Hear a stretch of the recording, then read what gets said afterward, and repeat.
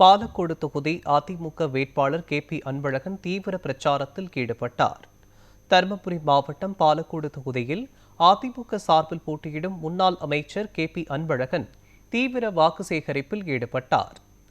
சீரியம்பட்டி, ஈச்சம்பள்ளம், கரகூர், கோட்டூர் உள்ளிட்ட 20க்கும் மேற்பட்ட கிராமங்களில் பொதுமக்களை சந்தித்து பேசிய அவர், திமுக அரசின் வாக்குறுதிகள் நிறைவேற்றப்படவில்லை என விமர்சித்தார்.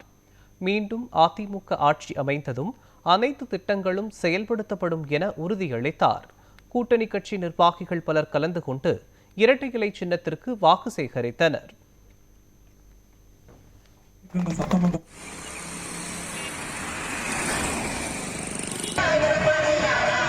₹100 5 வருஷத்துல வாங்கிருக்கீங்களா? மானியத்து வரல. அதே மாதிரி அனைத்து குடும்ப தலைவிகளுக்கும் மாதந்தோறும் ₹1000 வழங்குவேன்னு சொன்னாங்க. முதலமைச்சர் பொறுப்பேற்ற உடனே பொறுப்பேற்று 28 மாசம் வழங்கினாங்களா? இல்ல, 28 மாசம் கழிச்சு வழங்கினாங்க. எல்லாருக்கும் கொடுத்தாங்களா?